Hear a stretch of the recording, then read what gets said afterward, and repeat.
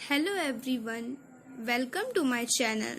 आज का topic class 8 science के लिए है।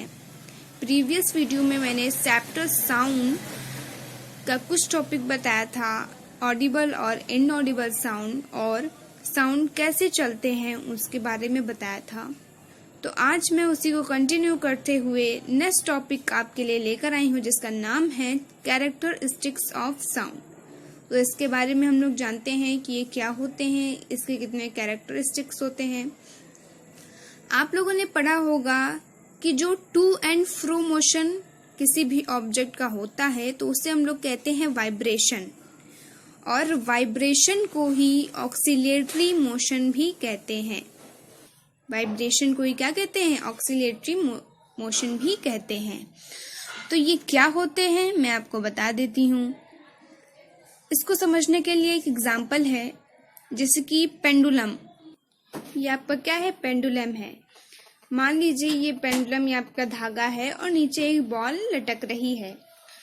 तो ये बॉल जब लटकेगी तो ये बॉल पहले इधर जाएगी, या भी आपकी बॉल है, ये इधर जाएगी, फिर ये इधर आएगी और फिर ये मूव करते हुए इधर जाएगी, फिर ये वापस आकर अपनी सेंट्रल पोजीशन पर आ जाएगी। तो इसने क्या किया? इसने क्या किया? चक्कर लगाया। तो इसी को हम लोग कहते हैं ऑक्सीलेशन। चक्कर लगाया तो इसी को हम लोग ऑक्सीलेशन कहते हैं। अब नेक्स्ट मैं आपको बता दूं कि कैरेक्टरिस्टिक्स ऑफ साउंड के 3 मेन कैरेक्टरिस्टिक्स होते हैं। कौन कौन से होते हैं? फर्स्ट है आपका एम्पलीट्यूड। 3 मेन होते हैं। फर्स्ट है आपका एम्पलीट्यूड, सेकंड है फ्रीक्वेंसी और थर्ड है टाइम पीरियड। तो इन सब के बारे में जान लेते हैं थोड़ा थोड़ा। फर्स्ट है आपका कि एम्पलीट्यूड क्या होता है। जैसे कि आप इसी एग्जाम्पल को देख सकते हैं।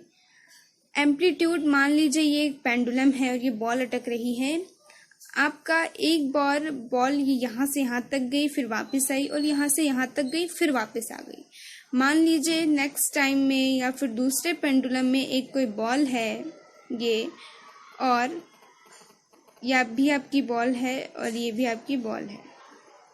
मान लीजिए सेकंड टाइम में वो इतनी ही दूरी तक गई और फिर इतनी दूरी में इतनी ही दूरी तक वापस आ गई। तो इसी को हम लोग एम्पलीट्यूड कहते हैं। क्या? जैसे कि इस पेंडुलम में उसने क्या की? वो ज़्यादा डिस्टेंस कवर की। ये डिस्टेंस क्या है? ज़्यादा डिस्टेंस कवर की, और इसमें उसने कम डिस्टेंस कवर की। तो इसी को कहते हैं उस ऑब्जेक्ट का एम्पलीट्यूड, यानी कि पेंडुलम का क्या है? ये एम्पलीट्यूड है, वो कितनी दूरी तक गई। जैसे कि एक एग्जाम्पल और है, जैसे कि पॉन्ड होता है। एक पॉन्ड होता है, उसमें जब बॉल उछालते हैं तो बूंदें क्या होती हैं? उछलती रहती हैं उसमें। तो वो क्या होता है? वो एम्पलीट्यूड है कि बॉल कहाँ तक, जो उसकी बूंदें हैं वो कहाँ तक उछली। तो वो क्या होता है? एम्पलीट्यूड होता है। कुछ बूंदें यहीं तक रह जाती हैं, कुछ बूंदें यहाँ तक आ जाती हैं। तो ये क्या होता है? एम्पलीट्यूड होता है। ये आपका डिस्टेंस क्या होती है? एम्पलीट्यूड कही जाती है। तो एम्पलीट्यूड आपको समझ में आ गया होगा। नेक्स्ट बात करते हैं फ्रीक्वेंसी। तो फ्रीक्वेंसी को जानने से पहले टाइम पीरियड जान लेते हैं कि टाइम पीरियड क्या होता है।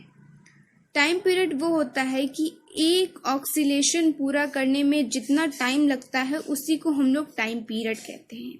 जैसे कि ये पेंडुलम है, ये पेंडुलम इधर गया, फिर वापस आया अपनी पोजीशन पर, फिर इधर गया, फिर वो वापस आया अपनी पोजीशन पर आ गया। तो इतना उसे करने में, यानी कि ये आपका क्या हो गया? एक ऑक्सीलेशन पूरा हो गया। और एक ऑक्सीलेशन पूरा करने में मान लीजिए उसे 1 सेकंड लगते हैं, या फिर 5 सेकंड लगते हैं, 10 लगते हैं। तो इसी को क्या कहते हैं? टाइम पीरियड कहते हैं, कि एक ऑक्सीलेशन पूरा करने में कितना समय लगता है, उसी को हम लोग टाइम पीरियड कहते हैं। तो सेकेंड हम लोग बात करते हैं फ्रीक्वेंसी। फ्रीक्वेंसी क्या होता है? इसी का जस्ट अपोजिट होता है।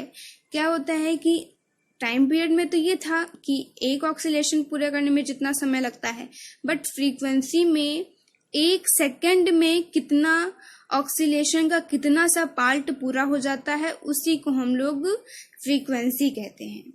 मान लीजिए आपका एक सेकंड में ये पेंडुलम की बॉल है, यहाँ तक गई और वापस आकर यहीं तक आ पाई, और वापस एक सेकंड में वो यहाँ से आकर आ ही नहीं पाई।